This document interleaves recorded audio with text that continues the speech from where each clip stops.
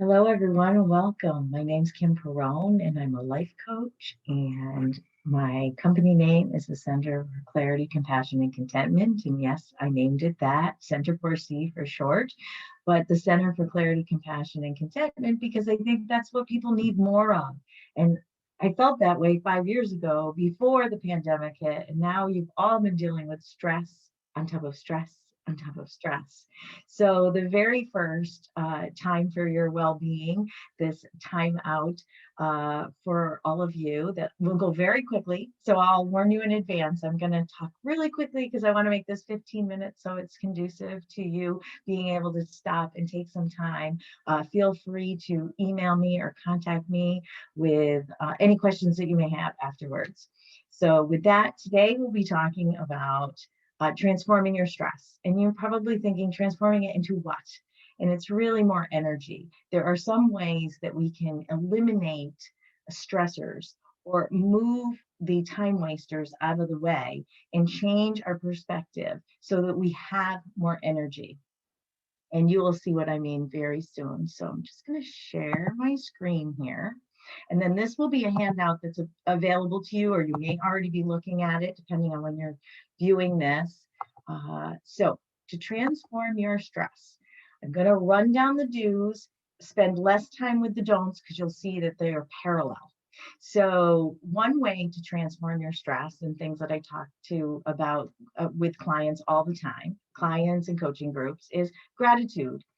It's something I'm sure you're familiar with, but it's a real legitimate muscle. And the reason why it's so important to focus on gratitude daily is because our brain has a negativity bias. So in coaching, we talk about the ego and your being. It's like you're actually two selves, right? So your ego, your thinker, your problem solver, wants to keep you in your problems all the time, right? Good is an expectation. And like the shelf you see behind me, well, it's just happening. It's good is good. The brain doesn't need to focus on it, doesn't need to fix it.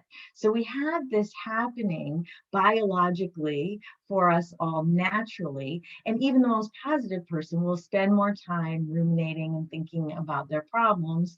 And that can become very stressful in and of itself. So gratitude is like pulling your brain to what's good in your life and spending some time with it, like not letting it get dusty on the shelf, figuratively speaking. So do spend some time with your gratitude. It's an actual exercise that does work. Letting go. Letting go is the next one that you see up here. And really, letting go is difficult. People say, oh, I know I should, whether it's something literal, it's figurative, it's stuff and clutter in your house, or a grudge or a heartache. Okay, we need to let go. We let go for us, not to say that it's okay for the other person, right? And these things cause us stress, right? So when we hang on to them, they cause us stress. And so you let go for you. Flexibility. So the brittle branch breaks, the flexible reed bends is the expression. So when you're thinking about that, and I know you've all done tons of that this year, being flexible, we really tested that muscle, and going with the flow, having a lot of uncertainty, and in bending like the reed instead of breaking like the brittle branch. Self-care, very important. Do recharge. When you don't recharge and we plow through and we push and we go through extended periods of stress without taking time for ourselves to replenish, whether it's sleep or a day off or anything, any hobby, anything that brings us joy, we need to be taking care of ourselves. And far too many people spend a lot of time taking care of others and get resentful. So do make sure self-care is intentional. Manifest. I want you to know and understand the concept, if you don't already, that you are manifesting your reality all the time. You know, you're making sense of your world. You're thinking about what you want in life. Okay. Sometimes we don't let ourselves do that. Think about and put out intentions about what we want in life because we're afraid we'll be disappointed if it doesn't happen. You do want to place your thoughts on what you want. Be careful when your thoughts spend too much time on, I hope this doesn't go wrong. And so your brain is spending too much time with all the things you don't want to happen. Allow. We want things to be a certain way, and we need to allow them to be the way they are. So you've seen a lot of that. 2020 has brought us a lot of just allowing things to be, getting into account, not being able to work together, working remote, getting back together, however you've had these arrangements or members of your families. It's really important to allow life to unfold as it is. And it doesn't mean that we should be victims to it, but really to know that it has a path of its own and we are navigating those waters. We are navigating the path of life. Learn to say no. No resentful yeses, right? Learn to say no when you should say no. When we say yes, we do often bring ourselves stress because we say yes to too many things because it feels good in the moment. And then later it feels like, why am I the only one who does this? Why am I always so busy? Those types of things. Time management. So it leads, you see that these all build on the next. Time management is so important. And it's really, I've also heard it termed as self-management. So it's managing yourself. You need to manage your schedule. And oftentimes it's very easy to just block all those lines on your calendar and feel extremely oppressed and stressed. So part of self-care too is making sure that you have some white space on your calendar. Creating a life plan. So I do a workshop, Live by Design, Not Default, and really it's about getting intentional. Businesses have plans, priorities, guiding principles, values, mission, vision, they share. Well, we have that for our own personal lives too. It's just that it's all up here all the time. So creating a life plan, being intentional about your guiding principles in life, your values, your major life accounts, which are the relationships or hobbies, things that you want to explore in life, things you want to have time for. It can actually reduce your stress because you might see certain elements of your life are in conflict with each other for time, for resources, for energy that you have. So at least then you can be a little less stressed when you see that they conflict and you understand what's happening, and then intentionally move things into place. And emotional housekeeping, I'm going to hold that for a second because I'm going to do an exercise with emotional housekeeping for you, a really quick de-stressor. And but I want to touch base with the don'ts for just a second. So you'll see that they are the parallel in most cases lined up to the do's. Okay, so the don'ts are: don't ruminate, don't let that brain latch on to a problem, which it does very often, very common, and ruminate over and over and over again. You can interrupt it with gratitude. You can interrupt that line of thinking. Again, that is usually what causes us the most stress. It's actually, there's a second arrow story. It's like the first arrow is the pain that hits. The second arrow is your thoughts about it. So the second arrow you can control. So catch yourself ruminating, which is normal and natural, but stop it, interrupt it. And gratitude's a great way. Don't take anything personally. Sometimes this is where we're ruminating about that. Someone said something, it felt offensive to us.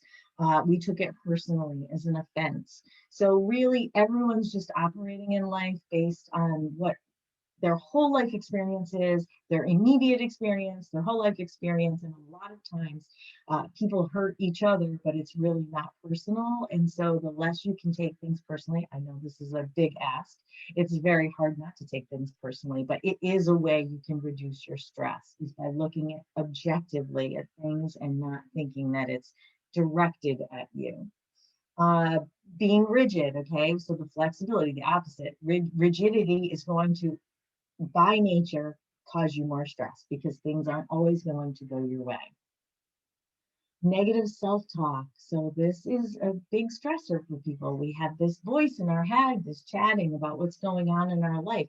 And sometimes it's very negative. It's very negative to ourselves sometimes. So get in touch with what you are thinking. It's not solely you. Remember, there's the ego, as we call it in coaching. It's your thinking brain, but your essence or your being, and you are those two selves. So your thinker, and I think you can all relate to this, is like your thinker might say something like, oh, you are so stupid, like something just broke, or I broke something that was meaningful to me, or I screwed up on a work project.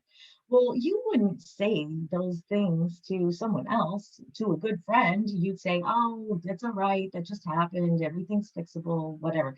So be nicer to yourself. Allow yourself. I want to give you permission to catch those thoughts and encounter them and be kinder to yourself.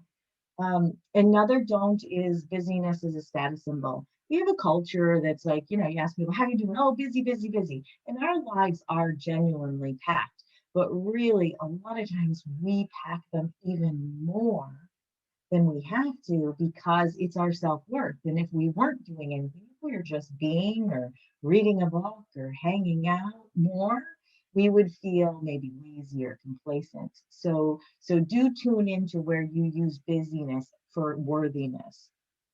The resentful yes, no resentful yeses, learn how to say no. That often adds a lot of stress to us. Overscheduling ourselves. So when I was talking to time management, that is the opposite, right? Live by default is the opposite of creating a life plan and living with intention. And then judgment. Our brain is just trying to categorize all the time, good, bad. We're labeling things. It's really a natural state of our brain, but we don't have to judge all the time. So discernment is understanding when you need to discern, you need to judge certain things that you make evaluations on. But other than that, we don't need to be so harsh on others. And often that comes from being very harsh and judgmental to ourselves. So that's a really quick picture of some stress eliminators. And again, my email's on the bottom of the worksheet. Feel free to reach out to me in a call or an email. I'm happy to discuss. And I'm just going to stop sharing for just a second. And I'm going to share a different worksheet. And as I said, here it is. I'm going to share with you an emotional housekeeping tool. So this is the check-in tool. So this is the other worksheet. And it's a way to check in with yourself and take just a couple of moments. Okay, so you're going to feel your feelings. So not everyone's comfortable with doing that, but your brain's going to say, we're too busy for that. We're too stressed for that. Well, here's an opportunity to check in with yourself. Tell your brain, no, we do have time for this 2-minute well-being check-in tool. And if you're feeling stressed, let's start going through the feelings. I feel angry that, and complete the sentence until you're emptied of anger. You might have a bunch of angries. I feel angry that this project fell through. I feel angry that I lost that project. I feel angry that someone let me down, right? So just empty yourself out of that emotion. Similar with the next. I feel sad that. Finish the sentence until you're emptied of that feeling. I feel afraid that. I feel guilty that. Sometimes I get to guilty in a workshop and someone might say, oh, I don't feel guilty about anything. And I said, it's not that I think you should, but if it's there, we want to clear it out. Again, we're doing this housekeeping, if you will, emotional housekeeping. So I feel guilty that. Now you see here, we move to, I feel grateful that. I feel happy that. I feel secure that. And if I go down so that you can see my screen, I feel secure that. I feel proud that. Now, quick note on the bottom of this. Brain states, imagine your stress level at a 5 is like off the Richter scale. Okay. You're pinned stress. 1 is just joy. Okay. We rarely get to just pure joy, but every once in a while we have those moments. 2 is content. 3 is somewhat stressed, but a normal, ordinary day. I have to get up. I have to go to work. I have to do this. I have to do that. 4 is very stressed. 5 is pinned. Okay. This tool will actually open up some neural pathways and knock you from a 5 to a 4 or a 4 to a 3. It'll take you down one of those states. And the great news about that is it's like you ran through the emotions instead of stuffing them down. So this could be in your desk. This could be in, somewhere handy nearby. And after you do it a few times, and it's well worth a couple of minutes, you'll find that you just know what they are and you're rattling them off out loud to yourself or in your head.